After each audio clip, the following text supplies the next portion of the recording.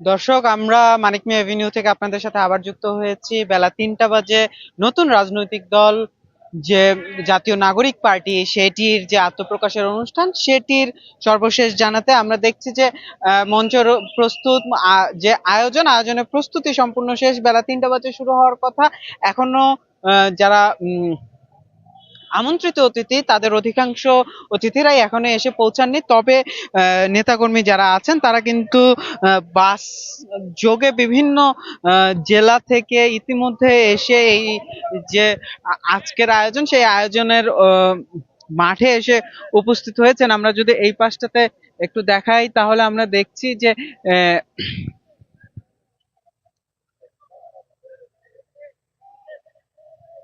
আমরা দেখছি যে অতিথিরা, যে নেতাকর্মী যারা আছেন, সমর্থক যারা আছেন, তারা ধীরে ধীরে এখানে এসে জমা হচ্ছেন।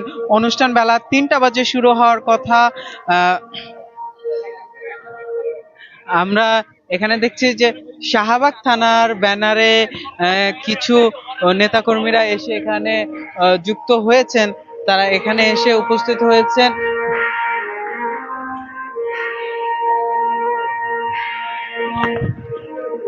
এই যে মানিক মিয়া এভিনিউর একাংশ কিন্তু আহ, মানিক মিয়া এভিনিউর এক পাশে এই আজকের আয়োজন করা হয়েছে। অন্য পাশটিতে যান চলাচল করলেও এই পাশটিতে যান চলাচল এই মুহূর্তে বন্ধ আছে। আর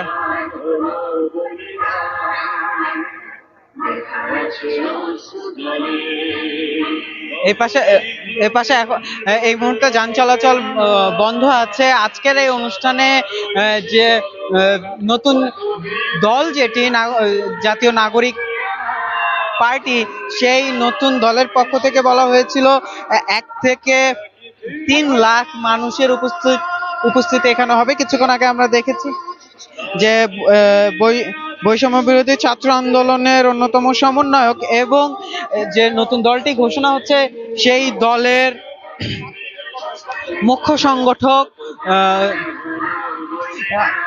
সার্জিস আলম ফেসবুকে একটি পোস্ট দিয়েছেন। সেখানে তিনি লিখেছেন যে লক্ষাধিক মানুষের উপস্থিতিতে আজকের এই দলের আত্মপ্রকাশ হবে।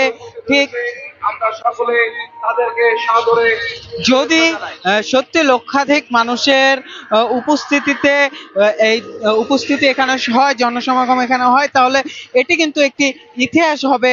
কারণ একটি নতুন রাজনৈতিক দলের আত্মপ্রকাশে এত বিপুল সংখ্যক মানুষের উপস্থিতি কিন্তু এর আগে দেখা যায়নি। আমরা এখানে একজনের সাথে একটু কথা বলার চেষ্টা করব।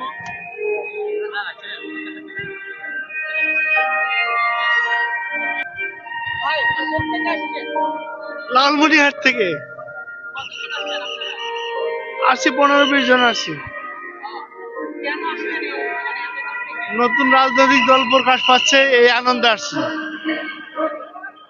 অন্যায়ের বিরুদ্ধে যুদ্ধ করার জন্য নতুন রাজনৈতিক দল প্রকাশ পাইতেছে, এই জন্য আনন্দে আসছি। ইনশাআল্লাহ আল্লাহ আমাদের উপর রহমত করবে।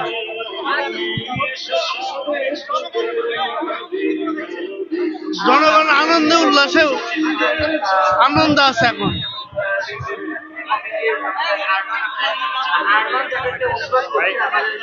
ঢাকার পরিচিত থাকে বরগুনা আমতলী, বরগুনা আমতলী, বরগুনা আমতলী, বরগুনা আমতলী থেকে